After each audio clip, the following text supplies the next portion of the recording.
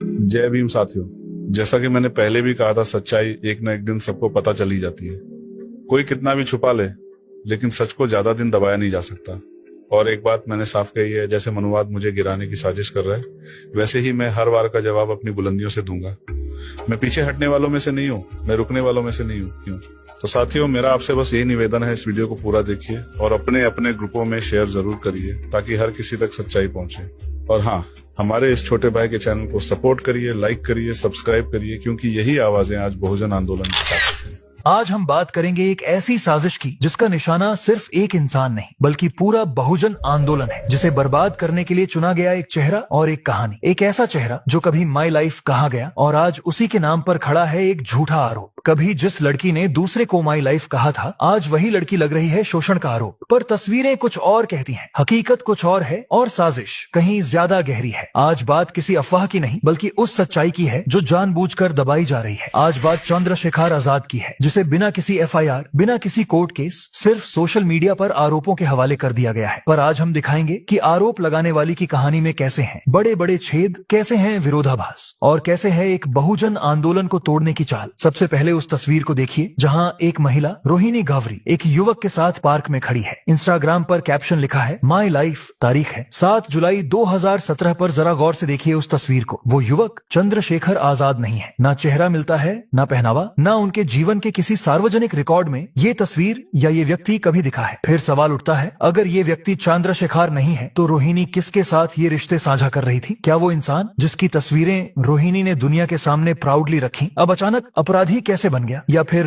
जिस पर आरोप लगाए जा रहे हैं वो कभी इस कहानी का हिस्सा था ही नहीं? अब दूसरी तस्वीर देखिए। रोहिणी एक अलग युवक के साथ विदेशी लोकेशन पर है, दोनों रिलैक्स्ड टूरिस्ट आउटफिट्स में एक साथ। तीसरी तस्वीर, वो हेरिटेज प्लेस के बीचों बीच हाथों में बैग लिए हुए, स्माइलिंग, केयर फ्री, कॉन्फिडेंट। और इन सभी तस्वीरों में जो व्यक्ति है वो एक ही है, पर वो चंद्रशेखर आजाद नहीं है। तो सवाल फिर वही, अगर जिन तस्वीरों में रोहिणी ने माई लाइफ कहा वो इंसान चंद्रशेखर नहीं है, तो फिर आज चंद्रशेखर पर आरोप क्यों? क्या इसलिए क्योंकि तस्वीरें पुरानी हैं और चेहरा नया टारगेट बन गया है? या फिर ये एक सोच समझकर रची गई कहानी है जहां भावनात्मक यादों को इस्तेमाल किया गया किसी और को बदनाम करने के लिए? 2025 में चंद्रशेखर आजाद का नाम बहुजनों, दलितों, मुसलमानों, आदिवासियों की जुबान पर था। वो संविधान की बात कर रहे थे, हक की आवाज उठा रहे थे और उनकी सभाओं में उमड़ती भीड़ सत्ता को बेचैन कर रही थी। और तभी एक पुराना रिश्ता जो किसी और के साथ था, एक नई कहानी बनकर सामने आता है। चंद्रशेखर पर मानसिक और भावनात्मक शोषण के आरोप लगाए जाते हैं, बिना किसी पुलिस रिपोर्ट, बिना किसी कोर्ट केस, सिर्फ इंस्टाग्राम लाइव और रील्स के जरिए। क्या ये महज संयोग है या एक रणनीति? क्या रोहिणी ने जानबूझकर उन तस्वीरों की यादें, उन पुराने कैप्शंस को एक ऐसे नेता के खिलाफ इस्तेमाल किया जिससे अब व्यवस्था डरती है? हम एक लोकतांत्रिक देश में हैं, जहां हर नागरिक को, विशेष रूप से महिलाओं को, कानूनन सुरक्षा का पूरा अधिकार है। पर रोहिणी भावरी ने एफआईआर क्यों नहीं करवाई? क्यों कोई मेडिकल, साइकोलॉजिकल या कानूनी सबूत सामने नहीं आया? क्या कारण था कि उन्होंने सीधे अदालत की जगह सोशल मीडिया को चुना? क्या ये न्याय की तलाश थी या जन भावनाओं को मोड़ने की कोशिश? क्या उन्हें पता था कि चंद्रशेखर को कोर्ट में दोषी साबित नहीं किया जा सकता, पर सोशल मीडिया पर बदनाम जरूर किया जा सकता है? सोचिए, अगर कोई महिला किसी पुरुष को माई लाइफ कहकर पहचान देती है, सालों तक उसके साथ वेकेशंस, पिक्चर्स, पब्लिक पोस्ट्स में दिखती है और फिर अचानक किसी तीसरे व्यक्ति पर उसी रिश्ते के नाम पर आरोप लगाती है, तो वो सच्चाई नहीं, कैरेक्टर रिप्लेसमेंट है। इमोशनल पब्लिक मेमोरी को हाईजैक करके वो एक ऐसा जाल बुनती है जहां तस्वीरें, कहानी और सच तीनों अलग अलग लोगों से जुड़े होते हैं। और जब टारगेट कोई आम आदमी नहीं बल्कि बहुजन समाज का उभरता नेता हो, तो ये चाल और भी घातक हो जाती है। चंद्रशेखर आजाद कोई सेलिब्रिटी नहीं है, वो एक विचार है, एक किताब है जिसका नाम है संविधान। और आज जो हो रहा है वो सिर्फ एक इंसान को गिराने की साजिश नहीं बल्कि पूरे बहुजन आंदोलन को तोड़ने की रणनीति है। क्योंकि अगर आज आजाद को झूठे आरोपों से गिरा दिया जाए, तो कल कोई भी दलित नेता जब आवाज उठाएगा तो कोई उसे भी बदनाम करने का प्लान तैयार रखेगा। इसलिए ये लड़ाई अब पर्सनल नहीं रही, ये अब चेतना की लड़ाई है। तो साथियों, हमने कोई फैसला नहीं सुनाया, हमने सिर्फ वो दिखाया जो आपसे छिपाया जा रहा था। तस्वीरें, तारीखें, चेहरे और कैप्शन सब यही कहते हैं कि जिस पर आरोप लगे हैं वो तस्वीरों का हिस्सा ही नहीं था। अब फैसला आपके हाथ में है, आप तय कीजिए, आप वायरल वीडियो पर भरोसा करेंगे या तथ्यों पर? आप सवाल पूछेंगे या भीड़ का हिस्सा बन जाएंगे? क्योंकि अगर आज हम नहीं बोले तो कल हर सच, हर नेता, हर आंदोलन